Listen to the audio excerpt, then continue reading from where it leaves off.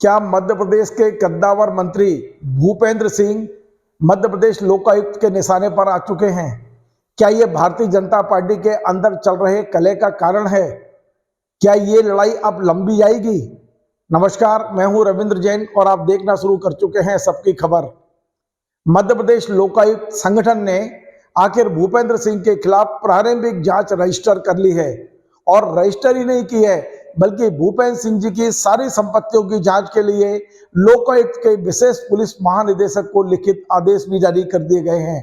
खास बात यह है कि लोकायुक्त के इस आदेश में साफ साफ कहा गया है कि भूपेंद्र सिंह की संपत्ति की जांच 8 अगस्त तक कंप्लीट की जाए, पूरी करके पूरी रिपोर्ट लोकायुक्त के टेबल पर चाहिए। और ये आदेश जारी किए हैं लोकायुक्त के जो विधि सलाहकार हैं भूपेंद्र निगम ने। हम वो नोट शीट आपको दिखाने की कोशिश करते हैं जिस नोट शीट के आधार पर इस जांच के आदेश हुए हैं। देखिए स्क्रीन पर, यह वो नोट शीट है जो लोकायुक्त कार्यालय के विधि सलाहकार क्रमांक 5 भूपेंद्र निगम ने लिखी है और जिस पर स्वयं लोकायुक्त महोदय ने अनुमोदन किया है। इस नोट शीट में साफ साफ कहा गया है कि अकेले भूपेंद्र सिंह नहीं, उनकी पत्नी जिनका नाम सरोज सिंह बताया जा रहा है, उनकी बेटी जिनका नाम काजल और अनुप्रिया बताया जा रहा है, इनकी भी संपत्ति की जांच के निर्देश दिए गए हैं। इस नोट शीट में उनकी पत्नी और दोनों बेटियों के नाम का भी उल्लेख है। नोट शीट में कहा गया है कि भूपेंद्र सिंह की खुद की संपत्ति, उनका दीपाली होटल, उनका जो दीपाली ऑटोमोबाइल कारोबार है, उनके ग्राम बगोरा में जो जमीन है, खुरई में जो बंगला है, डेयरी का जो व्यवसाय है, इन तमाम सारी चीजों की अब जांच होगी। तमाम सारी टीम अब नियुक्त कर दी गई हैं। लगातार भूपेंद्र सिंह की तमाम सारी संपत्तियों का लेखा जोखा अब लोकायुक्त की टीम खंगालने के लिए मैदान में उतरने वाली है। आखिर भूपेंद्र सिंह लोकायुक्त के निशाने पर क्यों आए, इसकी चर्चा राजनीतिक हलकों में की जा रही है, मंत्रालय में की जा रही है, क्योंकि इस तरह की शिकायतें लोकायुक्त में एक नहीं ढेर पहुंचती हैं। हमने देखा था कि मध्य प्रदेश की एक एडिशनल कलेक्टर स्तर की अधिकारी सपना लोमहंसी की 35 से ज्यादा शिकायतें लोकायुक्त पहुंची थी, लेकिन कोई भी जांच वहां नहीं हुई।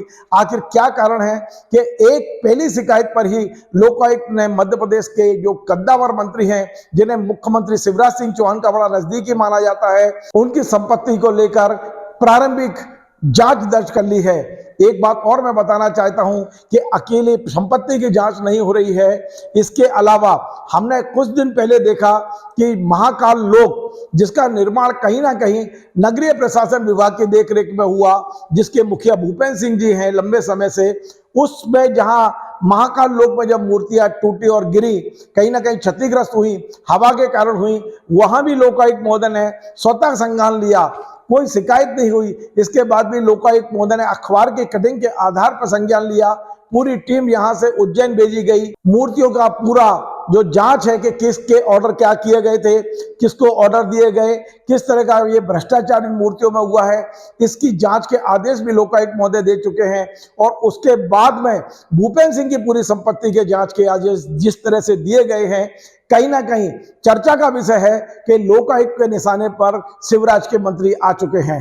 इस संबंध में भूपेंद्र सिंह प्रेस कॉन्फ्रेंस कर चुके हैं। उनका साफ साफ कहना है कि उन्होंने किसी प्रकार की कोई गड़बड़ी नहीं की है, उनके पास एक एक पैसे का हिसाब है। भूपेंद्र सिंह का कहना है कि लगभग 42.45 करोड़ रुपए उन्होंने बैंकों से लोन लिया है, जिसके माध्यम से ये पूरे की पूरा ये व्यवसाय उन्होंने खड़ा किया है।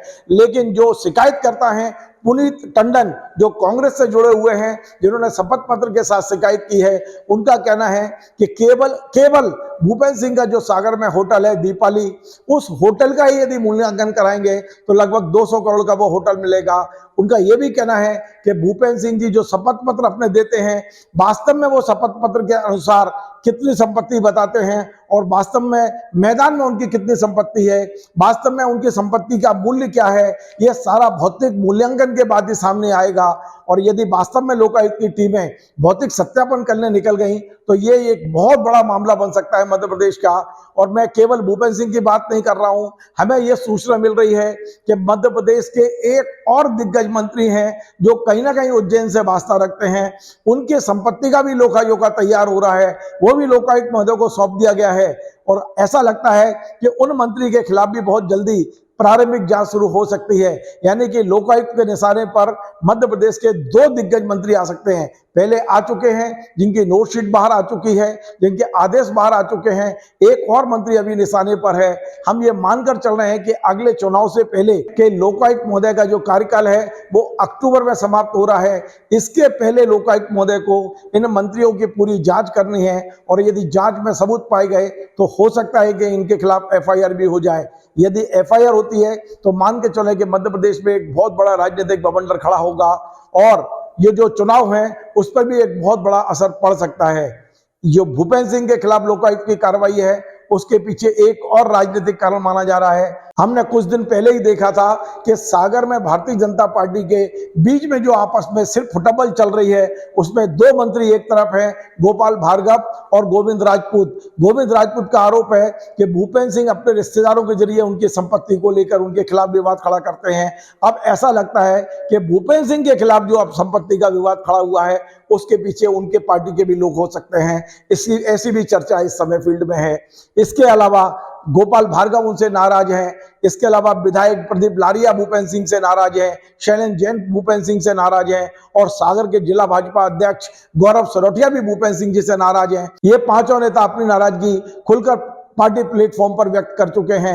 तो क्या हम ये माने कि सागर में बुंदेलखंड में भारतीय जनता पार्टी के नेता एक दूसरे की शिकायतें करा रहे हैं, एक दूसरे की संपत्ति की जांच की मांग कर रहे हैं, एक दूसरे के तमाम सारे जो पोल हैं, जो एक छुपे हुए राज हैं, वो कहीं ना कहीं लोकायुक्त के फॉर्म तक पहुंचाने की कोशिश कर रहे हैं। मध्य प्रदेश की राजनीति में एक भूचाल आने की संभावना मैं इसको देख रहा हूं। निश्चित तौर पर लोकायुक्त के निशाने पर अकेले भूपेंद्र नहीं होंगे, कुछ और नेता भी आ सकते हैं। देखना होगा कि ये लड़ाई अब कहां तक जाती है। हमारा ये कार्यक्रम आपको पसंद आए, आप इसे शेयर करें, लाइक करें, कमेंट करें और आपसे बार बार निवेदन है हमारे इस चैनल को सब्सक्राइब अवश्य करें।